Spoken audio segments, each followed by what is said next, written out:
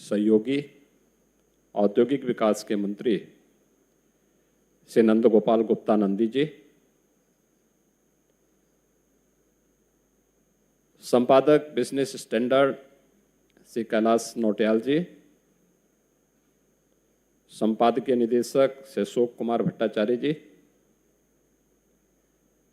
प्रदेश के मुख्य सचिव श्री मनोज कुमार सिंह जी, बिजनेस स्टैंडर्ड से जुड़े हुए सभी पदाधिकारीगण, यहाँ पर उपस्थित सभी सम्मानित संपादकगण, उद्यमीगण और उपस्थित बहनों और भाइयों, दीपावली के ठीक पूर्व बिजनेस स्टैंडर्ड के द्वारा समृद्धि नाम से इस कॉन्क्लेव का उत्तर प्रदेश की राजधानी लखनऊ में आयोजन, यह किसी भी समाचार पत्र की एक सकारात्मक पहल हो सकती है। मैं इस सकारात्मक पहल के लिए बिजनेस स्टैंडर्ड को हृदय से बधाई देता हूं और आप सबका मैं अभिनंदन करता हूं। अभी मुझे यहाँ पे बताया कि सन 2009 से बिजनेस स्टैंडर्ड इस कॉन्क्लेव का आयोजन यहां पर करता आ रहा है, यानी गत 15 वर्षों से अपने नाम के अनुरूप एक सकारात्मक माहौल बनाने का जो परिणाम है वह आज लखनऊ ही नहीं बल्कि उत्तर प्रदेश के अंदर और देश के अंदर बिजनेस का ये वातावरण हमको देखने को मिल रहा है। स्वाभाविक रूप से जब हम लोग आर्थिक समृद्धि की बात करते हैं तो बिजनेस उसका एक पार्ट होता है। अगर आप श्रीमद् भगवत गीता में जाएंगे तो वहां पे बिजनेस की जो विस्तृत व्याख्या की गई है वह इस रूप में है कि कृषि के साथ साथ वाणिज्यिक और गौरक्षा का जो कार्य होता है ये सभी व्यवसाय का एक पार्ट है, वाणिज्य कर्म के ही अंतर्गत आता है। कृषि गौरक्ष वाणिज्यम वैश्य कर्म समायोजन, ये सभी उसके पार्ट हैं, उसके अंदर आते हैं। चाहे वह कृषि हो, गौरक्षा हो, आर्थिक गतिविधियां हैं, ये सभी व्यावसायिक गतिविधियों के अंतर्गत ही आज से हजारों वर्ष पहले आते थे। लेकिन जैसे जैसे इसका दायरा बढ़ता गया वैसे ही हमने कृषि को उससे अलग किया, गौरक्षा के कार्य को, गोपालन के कार्य को उससे अलग किया। और आज़ाद भारत में आप जो आज वाणिज्यिक गतिविधियों को देखते हैं वह केवल आर्थिक लेन देन के उन कार्यक्रमों के साथ ही हम जोड़ते हैं जो पूंजी का बृहद आयाम जिसके साथ जुड़ा हुआ है। लेकिन अगर आप उसकी व्यापकता में जाएंगे तो कृषि उससे अलग नहीं है, पशुपालन और डेयरी सेक्टर उससे अलग नहीं हो सकता है, और आर्थिक गतिविधियां तो उसका पार्ट है ही। लेकिन इन गतिविधियों पर चर्चा करने से पहले सबसे महत्वपूर्ण बात यह है कि जो इस सकारात्मक वातावरण आज उत्तर प्रदेश के अंदर बन पाया है। उत्तर प्रदेश भारत की आबादी का सबसे बड़ा राज्य है, 25 करोड़ की आबादी यहां निवास करती है। लेकिन इस 25 करोड़ की आबादी के उत्तर प्रदेश में ऐसा क्या नहीं था जो उत्तर प्रदेश को देश की अग्रणी अर्थव्यवस्था के रूप में स्थापित नहीं कर रहा था। सब कुछ तो हमारे पास था। आज की सबसे सस्ता मैन पावर हमारे पास है, स्किल मैन पावर हमारे पास है। देश की कभी शिक्षा के एक प्रमुख केंद्र के रूप में काशी और उसके उपरांत प्रयागराज ने अपनी एक बड़ी भूमिका का निर्वहन किया था, उसको लीडरशिप दी थी। कभी एक प्राच्य विद्या के केंद्र हुआ करते थे। दुनिया का सबसे प्राचीन जो गुरुकुल है उसके बारे में कहा जाता है महर्षि भारद्वाज का गुरुकुल था जो प्रयागराज में स्थित था, लेकिन समय के अनुरूप हम समय के उस कालचक्र को नहीं समझ पाए। परिणाम क्या था कि शिक्षा का केंद्र होने के बावजूद, स्किल मैन पावर होने के बावजूद, सबसे उपजाऊ भूमि होने के बावजूद और दुनिया का सबसे अच्छा जल संसाधन होने के बावजूद भी हम पिछड़ गए। कारण एक ही है कि हमने समय की गति को नहीं पहचाना। हम उस गति से अपने आप को 2 कदम आगे रखने में कहीं ना कहीं भटक गए थे और परिणाम हम सबके सामने है। एक समय ऐसा भी था जब उत्तर प्रदेश वासियों के सामने पहचान का संकट आ खड़ा हुआ था। उत्तर प्रदेश का नौजवान आज से 7 साढ़े 7 वर्ष पहले जब उत्तर प्रदेश से बाहर जाता था तो लोग उसको शक की निगाहों से देखते थे और वह कहीं पर किसी होटल या धर्मशाला में भी वह वहां पे रूम लेने की स्थिति में नहीं होता था। कहीं नौकरी पे लगाना या कहीं पे उसको बिजनेस पार्टनर बना देना ये तो बहुत दूर की बात थी। लेकिन पहचान का ये संकट युवाओं के सामने, बिजनेसमैन के सामने, यहां के किसानों के सामने, इन सब के सामने भी खड़ा हुआ था। ये आज से ज्यादा दिन पहले नहीं, मैं मात्र 7 वर्ष पहले की उस तस्वीर की ओर आपका ध्यान आकर्षित करना चाहता हूं, जब उत्तर प्रदेश के नौजवानों के सामने और यहां के नागरिकों के सामने यह संकट भी आ खड़ा हुआ था। मुझे याद है जब 2017 में, मार्च 2017 में सरकार बनी थी और सरकार बनने के बाद ये बात सामने आई कि हमें उत्तर प्रदेश को एक नए सिरे से आगे बढ़ाना है, कैसे कार्य चल सकता है। मैंने उस समय अपने औद्योगिक विकास विभाग के मंत्री को और औद्योगिक विकास के अवस्थापना और औद्योगिक विकास के आयुक्त को बुलाया। मैंने उनसे कहा, मैंने कहा भाई उत्तर प्रदेश के अंदर निवेश के कार्यक्रम को आगे बढ़ाने की तैयारी के लिए आपको कुछ प्लानिंग करनी चाहिए।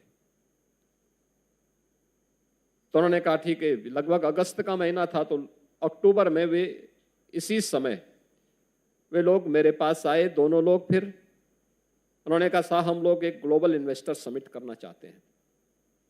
मैंने कहा कोई तिथि तय किया है? उन्होंने कहा जब आप कहें। मैंने कहा भी कितने का निवेश का आपका प्रस्ताव है? उन्होंने कहा 20,000 करोड़ का।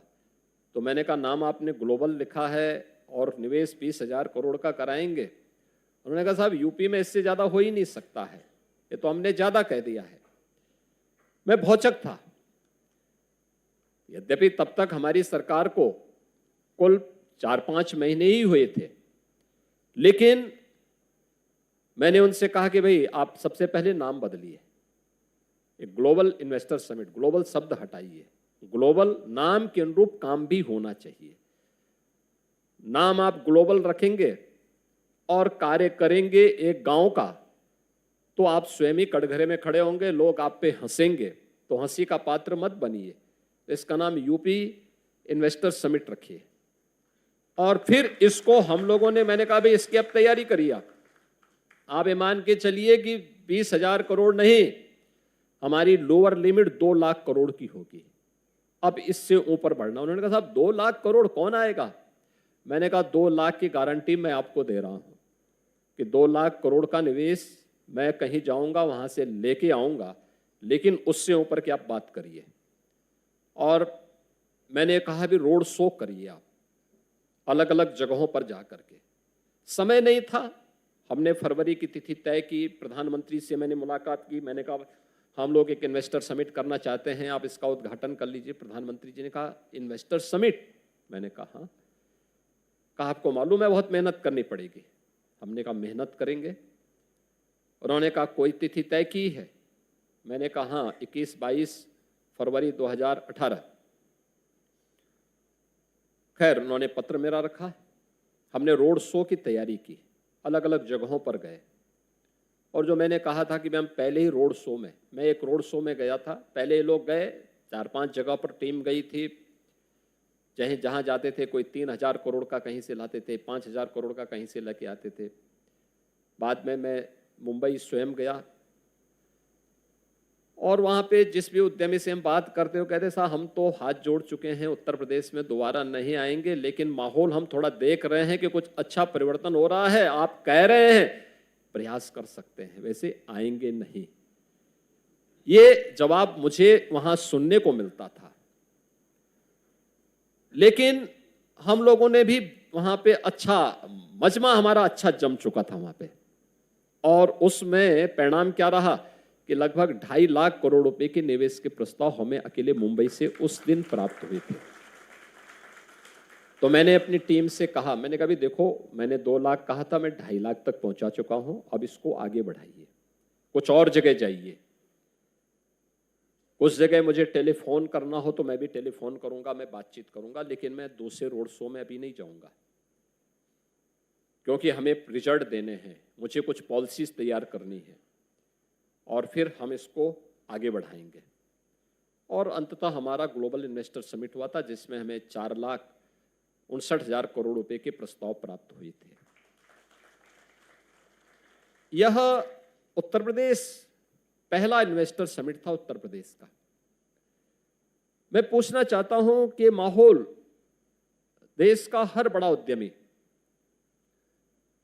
क्यों उत्तर प्रदेश से हाथ जोड़ चुका था कि साहब हम उत्तर प्रदेश दोबारा नहीं आएंगे। कौन लोग हैं इसके लिए जिम्मेदार? सरकार की तत्कालीन सरकार की कार्यपद्धति, उस समय के वातावरण, कोई भी बिजनेसमैन हो या कॉमन मैन हो, व्यवसाय करने के लिए या उसको अपने सामान्य जीवन का निर्वाह करने के लिए उसको सबसे पहली गारंटी चाहिए सुरक्षा की। कानून का राज, इसकी पहली शर्त है सुरक्षा, और कानून के अनुरूप सारी गतिविधियों का संचालन स्वतःस्फूर्त भाव के साथ होता हुआ दिखाई दे। जिस राज्य में हर दूसरे तीसरे दिन दंगे होते रहे हो, जिस राज्य में जब व्यक्ति ही सुरक्षित नहीं है तो उसकी पूंजी की सुरक्षा की गारंटी कैसे होगी, यह उत्तर प्रदेश के अंदर माहौल था। और एक और जहां सुरक्षा नहीं थी तो दूसरी तरफ यहां की बिगड़ेल नौकरशाही, जो अगर कार्य होने के लिए कहीं आया भी तो अंततः वो बिगाड़ देता था, क्योंकि उस कभी पत्रावली पढ़ते थे नहीं, पढ़ने की फुर्सत भी नहीं थी।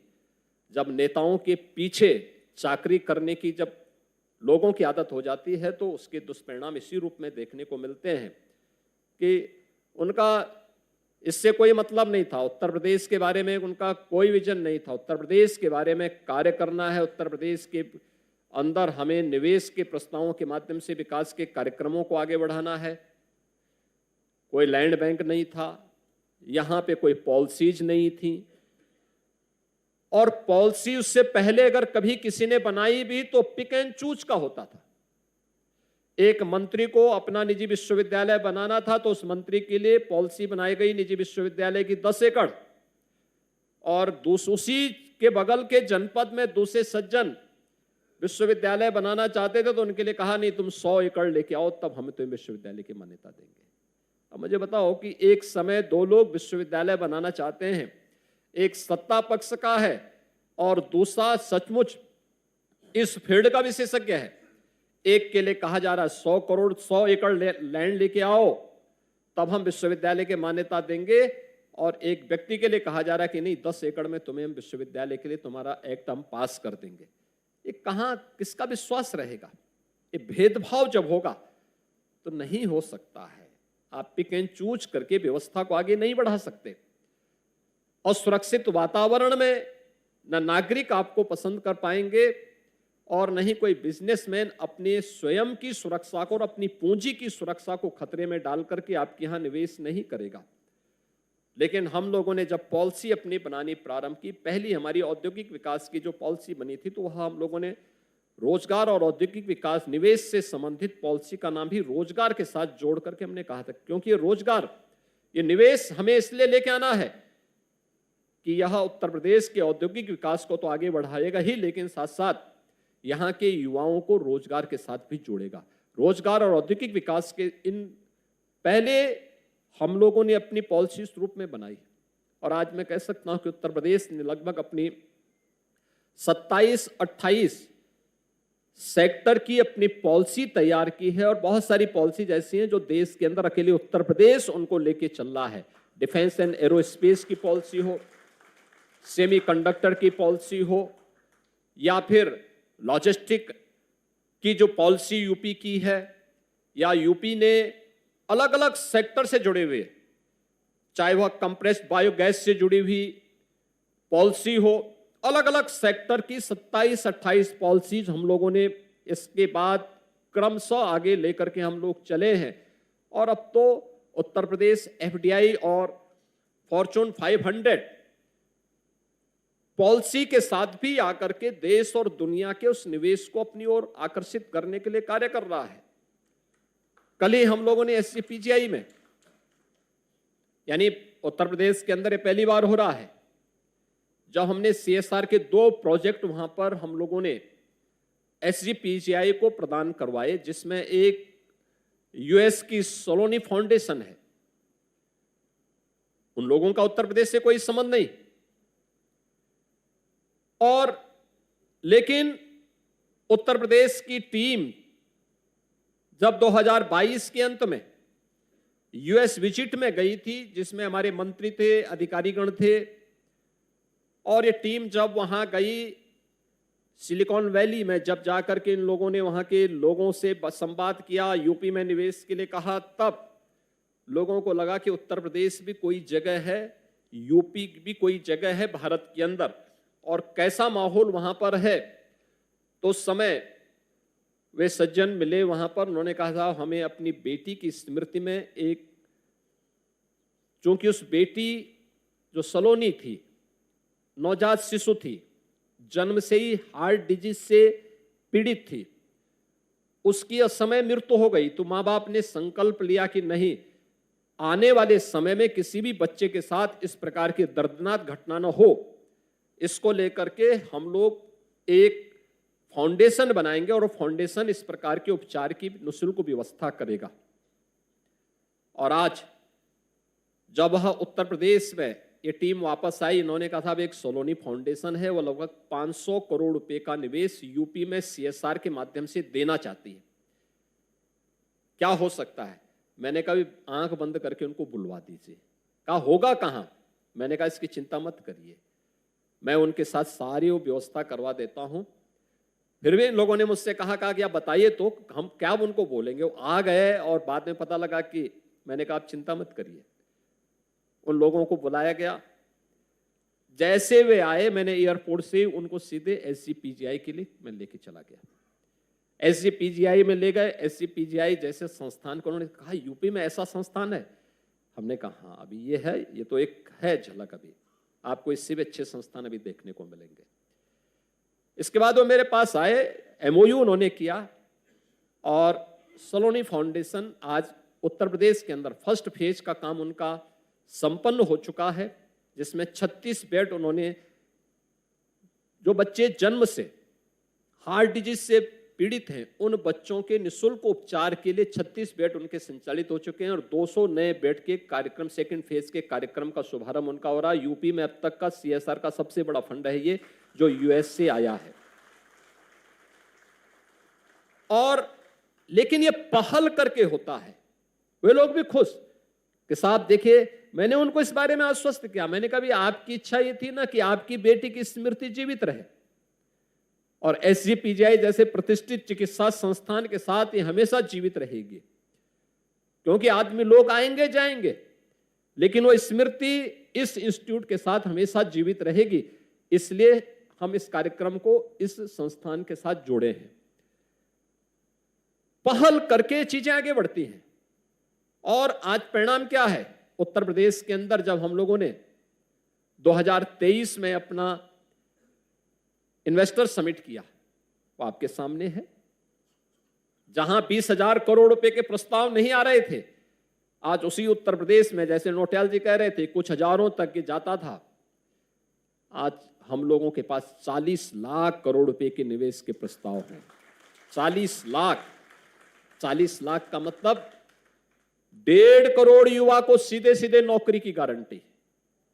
मुझे बताओ, कोई गवर्नमेंट 1.5 करोड़ लोगों को एक साथ नौकरी दे सकती है क्या? कभी नहीं दे सकती, कभी नहीं दे सकती, क्योंकि इतने बड़े पैमाने पर एक समय सीमा के अंदर सरकार के पास बड़े पैमाने पर नौकरी है, अलग अलग सेक्टर की। जब खाली होगी तब सरकार करेगी। 1,000, 10,000 हम पुलिस की भर्ती करते हैं, जो पिछली सरकारें नियत ठीक नहीं होने के कारण नहीं कर पाए। हमने 1,54,000 पुलिस की भर्ती अलग अलग फेज में कर दी, और ठीक है, एक बार में हो गया। लेकिन ये कोई बोलेगा कि हर साल 1 लाख पुलिस की भर्ती होगी, कठिन है, नहीं हो सकता, क्योंकि संख्या सीमित है। लेकिन बिजनेस में एक साथ 1.5 करोड़ लोगों को एक साथ नौकरी मिल जाए, ये संभव है, बिजनेस में संभव है, और निवेश के माध्यम से संभव किया जा सकता है। और उत्तर प्रदेश ने इस दिशा में जो बेहतर प्रयास किए हैं, आज उसके परिणाम हम सबके सामने आए हैं। तो उस प्रकार का माहौल बनाने का परिणाम क्या था कि आज उत्तर प्रदेश के अंदर हर देश और दुनिया का जो भी बड़ा इन्वेस्टर है, उद्यमी है, वह इस बात को मानता है कि मुझे अपने निवेश के लिए यूपी में जाना चाहिए। यूपी वो आ रहा है, एक माहौल बनाया गया। लेकिन इस माहौल के लिए सरकार को कुछ महत्वपूर्ण रिफॉर्म करने पड़ेंगे, कदम उठाने पड़े। जो हमारे मंत्री ने भी यहां पे कहा कि पहले की सरकार 1 डिस्ट्रिक्ट 1 माफिया पालती थी, क्योंकि माफिया ही उनके निवेश थे। उन्होंने माफिया का निवेश किया, परिणाम क्या था? उत्तर प्रदेश तबाह था। वे यहां शोषण तो करते थे, वे लोग यूपी के अंदर अव्यवस्था और अराजकता भी फैलाते थे। न बेटी सुरक्षित थी, न व्यापारी का ही सम्मान बचा था। परिणाम क्या था? एक अराजकता की ओर उत्तर प्रदेश जा चुका था। उत्तर प्रदेश उस समय 20 या 22 करोड़ की आबादी का राज्य है, और उत्तर प्रदेश का वार्षिक बजट कितना था? 2 लाख करोड़। यानी ऊंट के मुंह में जीरा, अगर यह मुहावरा किसी पर अक्सर सही बैठता है तो वह उत्तर प्रदेश के बजट पर है कि 22 करोड़ की आबादी का बजट, वार्षिक बजट कितना है? 2 लाख करोड़ का। और पिछले 7-7.5 वर्ष के अंदर हम लोगों ने इस बजट को बढ़ा करके आज क्या है, लगभग 7.5 लाख करोड़ का।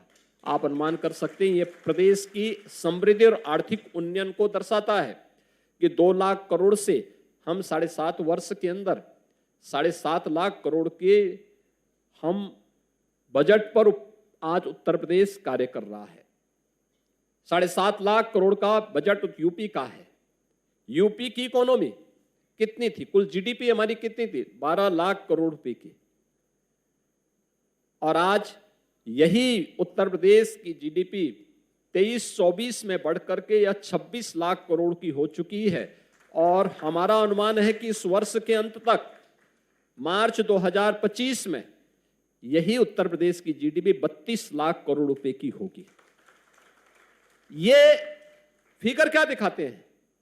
सरकार ने पहल की, लोगों को आमंत्रित किया, परंपरागत उद्यम को भी प्रोत्साहित किया, लैंड बैंक बनाया। इसकी भी अपनी एक कथा है, लेकिन सबसे पहले इसके लिए आवश्यकता थी एक वातावरण बनाने की, सुरक्षा का एक वातावरण, जीरो टॉलरेंस की नीति। जीरो टॉलरेंस क्या होती है? उत्तर प्रदेश की कानून व्यवस्था और माफिया के खिलाफ की गई कार्रवाई, उसका एक उदाहरण आपके सामने हो सकता है। उसके लिए बताने की आवश्यकता नहीं किस स्तर पर जाकर के कार्रवाई हुई।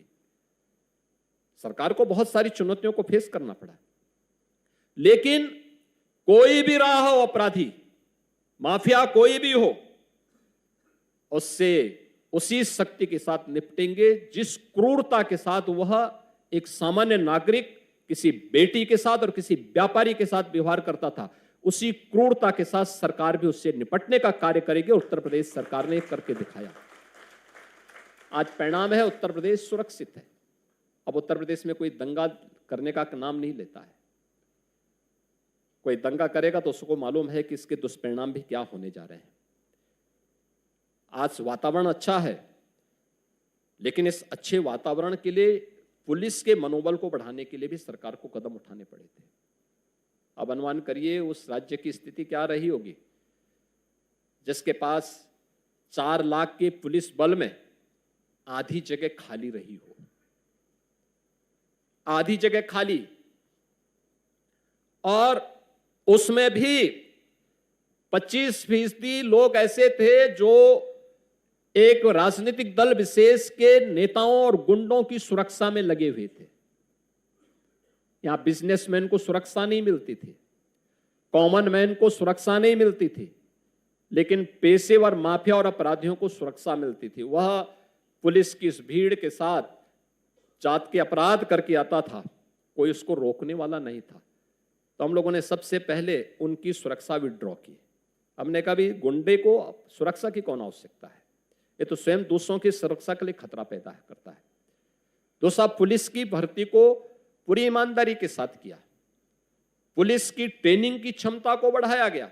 उत्तर प्रदेश में कुल 6000 पुलिस कार्मिकों की ट्रेनिंग एक बार में हो सकती थी। पिछली सरकार ने ट्रेनिंग के दायरे को कम किया, कहा 6 महीने की ट्रेनिंग बहुत है, और जब उनको काम ही नहीं कराना था तो उन्होंने कहा अरे कम कर दो इसको, 6 महीने की ट्रेनिंग करते। हमने कहा भी नहीं, 9 महीने की ट्रेनिंग होनी है तो 9 महीने की ही ट्रेनिंग होगी, हम इसका विस्तार करेंगे। 3 गुना हमने किया।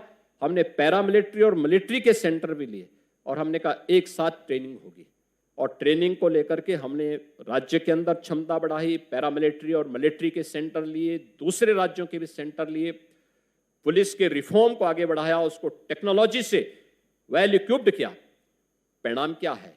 आज उत्तर प्रदेश पुलिस चलती है तो गुंडे और माफिया थर-थर कांपते हुए दिखाई देते हैं। उनको लगता है कि हाँ, पुलिसिंग कैसे होनी चाहिए। आज वो माहौल उन लोगों के सामने देखने को मिलता है, और मुझे लगता है कि बहुत सारे लोग इस चीज को बहुत अच्छी तरह जानते हैं कि आज कानून के साथ खिलवाड़ करने का दुष्परिणाम क्या हो सकता है। सुरक्षा के वातावरण देने के साथ ही हम लोगों ने एंटी भूमाफिया टास्क फोर्स भी बनाया। लोग कहते हैं राज्य में पहले आते थे जमीन नहीं मिलती थी, आज जमीन की कमी नहीं। और एंटी भूमाफिया टास्क फोर्स में ये जो माफिया थे, जो पहले उत्तर प्रदेश सरकार से सुरक्षा लेकर के गरीबों की जमीनों पर, सरकारी जमीनों पर कब्जा किए हुए थे, हम लोगों ने इसके खिलाफ पैरेलल कार्रवाई भी प्रारंभ की। और कार्रवाई जब प्रारंभ हुई, आप आश्चर्य करेंगे, 64,000 एकड़ लैंड इन माफियाओं के कब्जे से मुक्त करवाई गई। 64,000 एकड़ लैंड, और ये सभी उत्तर प्रदेश के अंदर निवेश के काम आ रही है। उत्तर प्रदेश के अंदर फिर इसके बाद हम लोगों ने पॉलिसीज तैयार की, रिफॉर्म किए। पहले यहां पे टेक्नोलॉजी बहुत दूर थी, और ठीक है कोई कहीं और जगह से पढ़ करके आए हों, लेकिन उनको यूपी के अंदर, यूपी के रिफॉर्म के लिए, यूपी के आर्थिक समृद्धि के लिए टेक्नोलॉजी का उपयोग हो, इससे उनको कोई मतलब नहीं था। टेक्नोलॉजी का मतलब उनका स्वयं का स्मार्टफोन में सारी सुविधा उनको मिल जाए, बाकी प्रदेश कहीं भी उनके एजेंडे का हिस्सा नहीं था। प्रदेश सरकार ने यहां पे बिजनेस के लिए भी उस प्रकार का वातावरण बनाने के लिए काम किया। सिंगल विंडो ये वास्तविक धरातल पर दिखाई दी। निवेश मित्र के नाम पर उसका पोर्टल यूपी ने बनाया। आज देश का सबसे बड़ा सिंगल विंडो पोर्टल है, जिसके माध्यम से, निवेश मित्र के माध्यम से 450 से अधिक एनओसीज हम एक प्लेटफॉर्म से उपलब्ध करवाते हैं किसी भी निवेशक को।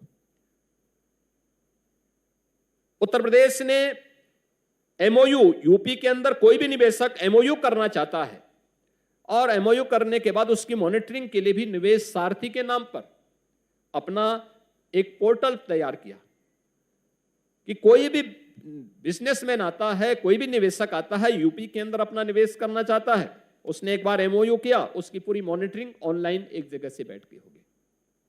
मानवीय हस्तक्षेप लगभग जीरो बनाओ, और इसके उपरांत फिर किसी ने अपना निवेश किया तो निवेश के बाद इंसेंटिव वितरण के लिए भी किसी निवेशक को कार्यालयों के चक्कर न लगाना पड़े, इसको भी ऑनलाइन मॉनिटरिंग हो रही है और ऑनलाइन उनका वितरण भी करने का कार्य हो रहा है। पहली बार आपने देखा होगा, अभी कुछ दिन पूर्व हम लोगों ने लगभग 1300 करोड़ रुपए के इंसेंटिव एक साथ बुला करके किए। पैसा तो ऑनलाइन गया, लेकिन आयोजन का उद्देश्य एक ही था कि बिजनेसमैन के मन में एक विश्वास हो सके कि पॉलिसी केवल एक सफेद हाथी नहीं है दिखाने के लिए, बल्कि निवेश में जो वायदा है उसको जमीनी धरातल पर उतार करके दिखाया गया। दोनों के लिए संदेश था। जो कहते थे निवेश नहीं हुआ है, उनको ये बताने के लिए ये निवेश हुआ है, इसलिए इंसेंटिव वितरित हो रहा है। ये पहली किस्त उनकी इंसेंटिव की जा रही है, और ये पैसा वह जा रहा है जो उन्होंने पूंजी लगाया वो नहीं, जो उसने अतिरिक्त टैक्स दिया है और टैक्स का पैसा उसको रिफंड किया जा रहा है। और यह हमारी पॉलिसी है। 1300 करोड़, अनुमान कर सकते हैं 1300 करोड़ जब यहां पे पहले निवेश के बाद किसी उद्यमी के पास गया होगा, उसके चेहरे पर खुशी थी कि चलिए सरकार ने जो वायदा किया वो तो पूरा किया। नौजवानों के मन में एक विश्वास कि साहब निवेश हुआ है, मुझे नौकरी की गारंटी अब हो चुकी है, अब ये बिजनेस चलेगा, आगे बढ़ेगा। और साथ साथ उन लोगों को जवाब था जो कहते थे कि कहां निवेश हुआ है, कि अगर आंख है तो ताकि देखो ना, ये निवेश वहां हुआ है जहां पर आज वो टैक्स जीएसटी के रूप में फिर से शासन के पास आ रहा है, और सरकार ने अपने वायदे के अनुरूप उसका एक पार्ट उसको वापस किया है। ये एक झलक दिखाने के लिए वहां पर किया गया। लेकिन अब ये ऑनलाइन हम लोगों ने किया, ऑनलाइन आप दीजिए, पैसा स्वतः उसके खाते में जाता रहेगा। एक व्यवस्था दे दी, एक सिस्टम के साथ इसको जोड़ने का काम किया गया। Policy is of doing business को सरल किया गया। इज ऑफ डूइंग बिजनेस में यूपी की रैंकिंग कहां पे थी? यूपी 14वें स्थान पे था 16-17 में। आज नंबर 2 पर तो हम 19 में आ चुके थे। आज हम देश के टॉप अचीवर में हैं। देश के अंदर पहली और 2 की जो प्रतिस्पर्धा चल रही है उसमें यूपी उसमें से एक राज्य है जो इज ऑफ डूइंग बिजनेस के अनुसार व्यवसाय की सुगमता के लिए उठाए गए कदमों पे उत्तर प्रदेश आज उन स्थानों पर आज यूपी दिखाई दे रहा है। उत्तर प्रदेश की इकोनॉमी यानी आबादी हमारी सबसे बड़ी थी, लेकिन उत्तर प्रदेश की अर्थव्यवस्था कहां पे थी?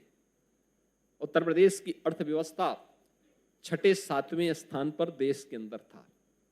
यानी छोटे छोटे राज्य यूपी से आगे थे। महाराष्ट्र आगे था,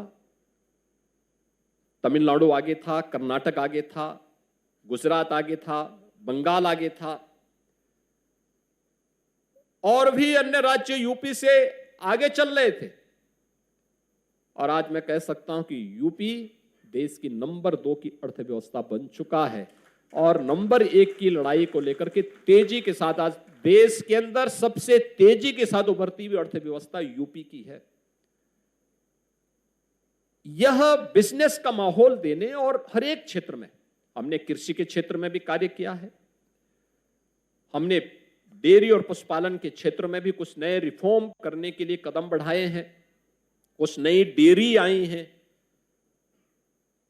अलग अलग सेक्टर्स में सरकार के द्वारा जो उठाए गए कदम थे, कंप्रेस्ड बायोगैस के सबसे अधिक यूनिट आज के अंदर देश में सबसे अधिक यूपी के अंदर लगे हैं। लेकिन साथ साथ इंफ्रास्ट्रक्चर के लिए भी सरकार ने कदम बढ़ाए।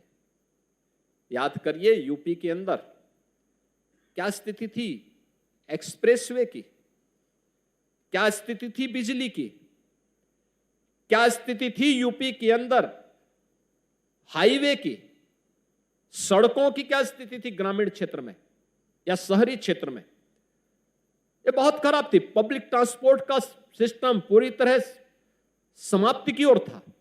यूपी के बारे में तो लोग ये भी कहने लग गए थे 17 के पहले कि कहीं से भी आप जाइए, किसी नेपाल की तरफ से आना हो तो जहां पे गड्ढे प्रारंभ हो जाए, मान के चलो कि यूपी की बॉर्डर शुरू हो गए। कहीं से किसी राज्य से आना हो, सबसे यही स्थिति थी। लेकिन आज यूपी के हाईवे, यूपी के एक्सप्रेसवे, यूपी की सड़कें सबसे अच्छी सड़कों में से, देश के अंदर सबसे अच्छी सड़कों में से यूपी ने अब तैयार की है। एक्सप्रेसवे हमारे पास, देश के अंदर सबसे अधिक एक्सप्रेसवे आज हमारे पास है। एक समय सीमा के अंदर, कोरोना जैसी महामारी के दौरान भी हमने एक्सप्रेसवे के कार्य को बंद नहीं होने दिया। परिणाम क्या था?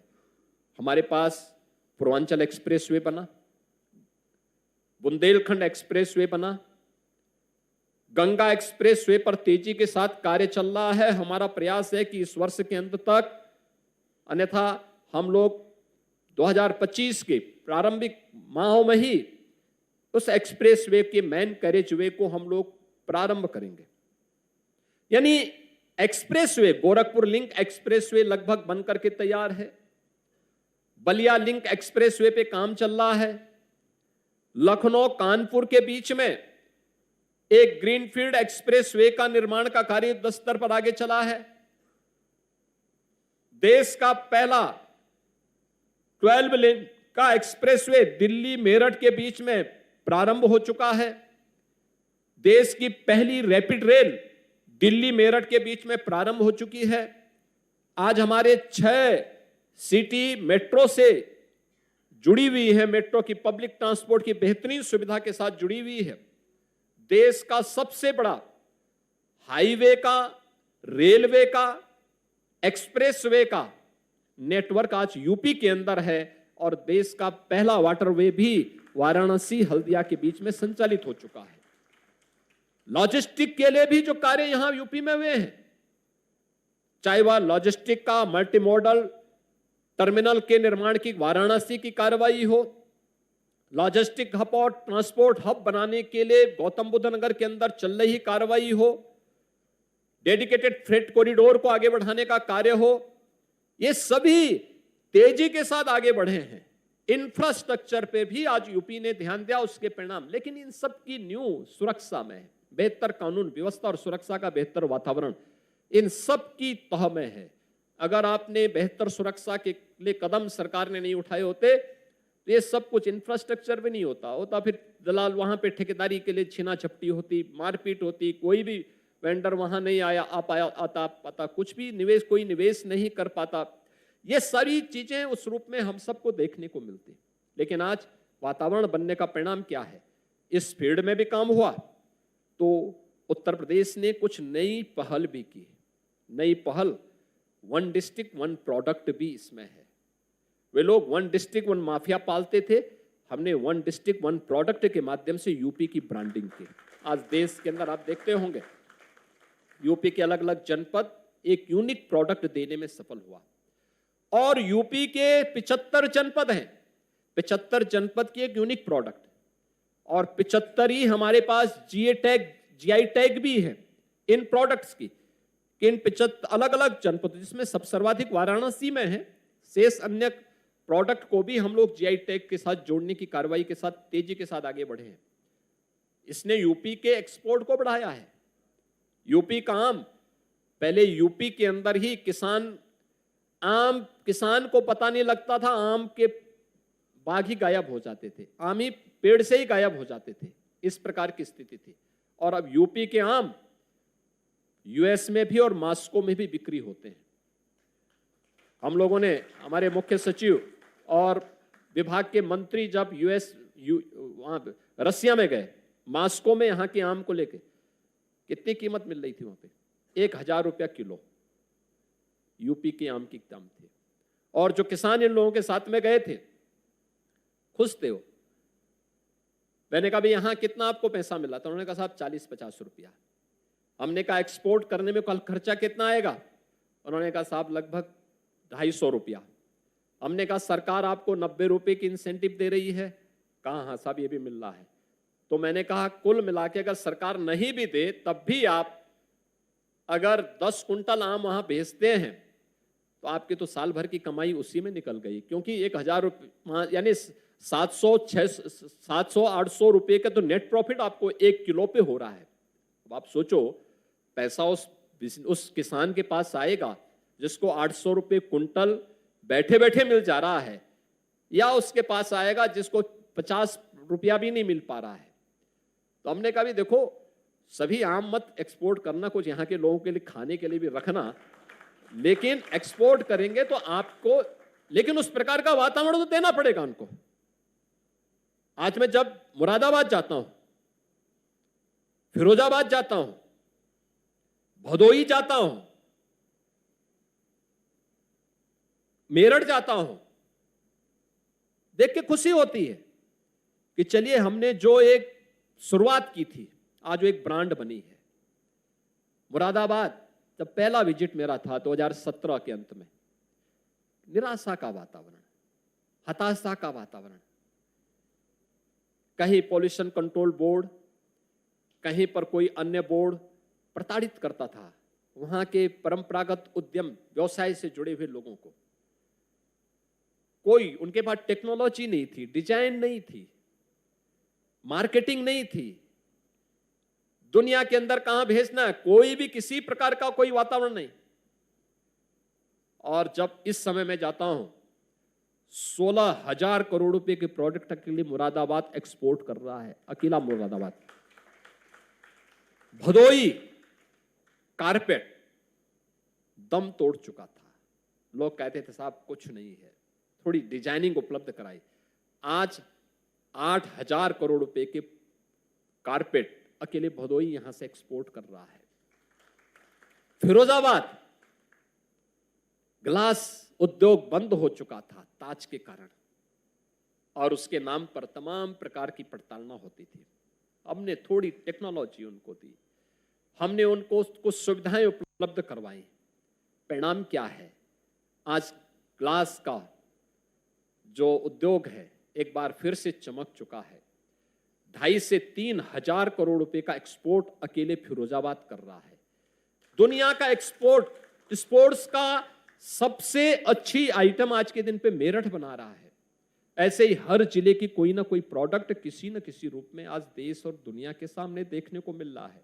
और उत्तर प्रदेश की ब्रांडिंग जब उसके साथ जुड़ती है तो अब प्रधानमंत्री मोदी जी के आत्मनिर्भर भारत की परिकल्पना को भी साकार करता हुआ दिखाई देता है।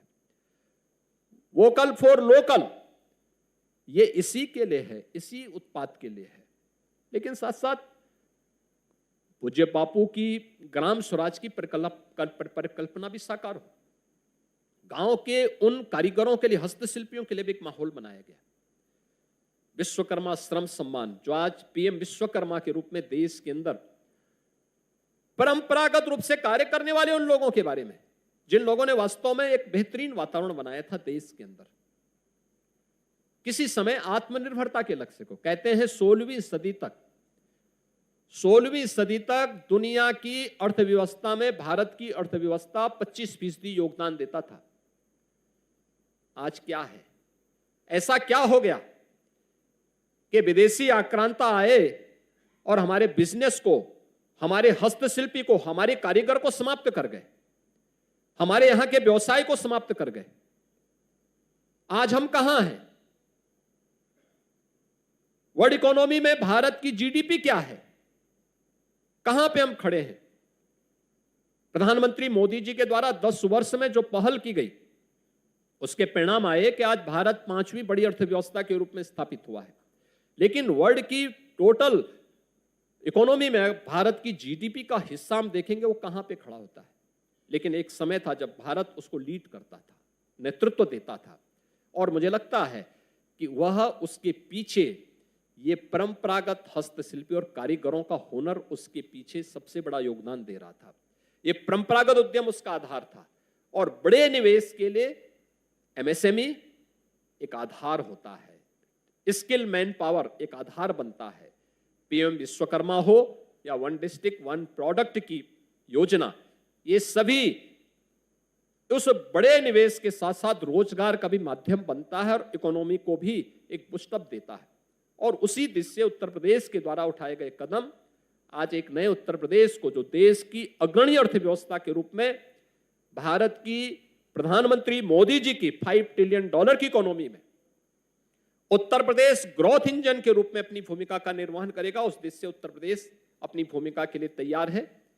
बिजनेस स्टैंडर्ड ने ये लगातार 15वें वर्ष में इस कार्यक्रम को यहां पर किया है। मैं इसके लिए बिजनेस स्टैंडर्ड की पूरी टीम को, श्री कैलाश नौटियाल जी को, अशोक भट्टाचार्य जी को, अमित सिंह जी को और उनकी पूरी टीम को, जिन्होंने बिजनेस के इस वातावरण के लिए कार्य किया है। और मैं चाहूंगा कि अच्छा होगा हर महीने आपको अलग अलग क्षेत्रों में जाकर के, कभी एमएसएमई को लेकर के, क्योंकि आधारभूत इकाई हमारी वह है, एमएसएमई है, एग्रीकल्चर को लेकर के, कभी हॉर्टिकल्चर को लेकर के, कभी डेयरी सेक्टर को लेकर के अलग अलग कॉन्क्लेव आयोजित किए जाने चाहिए। वो बहुत बड़ा सेक्टर है, जो मैंने कहा ना, कृषि वाणिज्य गोरक्षम वैश्य कर्म समायोजम, वैश्य कर्म यानी व्यवसाय का जो कार्य है, एग्रीकल्चर को भी उसके साथ जोड़ दीजिए, पशुपालन और डेयरी सेक्टर को भी उसके साथ जोड़िए। सामान्य व्यवसाय तो है ही, उसको बहुत छोटे से पार्ट में विभाजित नहीं करना, उसको व्यापक, उस पर परंपरागत उद्यम उसके साथ जुड़े। पीएम विश्वकर्मा के रूप में जो अभिनव योजना प्रधानमंत्री जी ने लॉन्च की है, ये भी उसके साथ जुड़ती है। अलग अलग 16-17 कैटेगरीज में आती है। इनको लेकर के करेंगे, बहुत सारे लोगों को रोजगार भी मिलेंगे और जो परंपरागत रूप से इसके साथ जुड़े हुए हैं उनको प्रोत्साहन भी मिलेगा और सरकार की योजनाओं के लाभ के साथ साथ इसकी ब्रांडिंग भी होगी। और बिजनेस स्टैंडर्ड वास्तव में बिजनेस टॉप टू बॉटम उन पूरी योजना को अपने साथ लेकर के समग्र रूप से आगे बढ़ने में सफल होगा। मैं इस पूरे कॉन्क्लेव के लिए हृदय से बिजनेस स्टैंडर्ड को बधाई देता हूं और विश्वास करता हूं कि आप इस अभियान को केवल साल में एक बार नहीं, बल्कि हमें अलग अलग कमिश्नरी स्तर पर, फिर जनपद स्तर पर उन विशिष्ट योजनाओं के साथ भी इसको जोड़ने का कार्य करना चाहिए। भाई, अगर आपको सिल्क क्लस्टर के रूप में रखना है, वाराणसी या भदोही में इस कार्यक्रम को जोड़ सकते हैं, कारपेट का पूरा उद्योग इसके साथ जुड़ सकता है।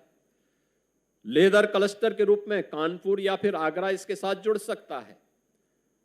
आपको अन्य उसके साथ जोड़ना है तो आपके हार्डवेयर के लिए आपको अलीगढ़ में उस प्रकार का एक मंच वहां पे उपलब्ध हो सकता है और लोग जुड़ेंगे इसके साथ, लोग जानेंगे भी। ये सारी चीजें अगर हमें समग्र रूप से लेकर के आगे बढ़ानी पड़ेंगी। आप सबको मैं दीपावली की भी अपनी मंगलमय शुभकामनाएं देता हूं। धन्यवाद। जय हिंद।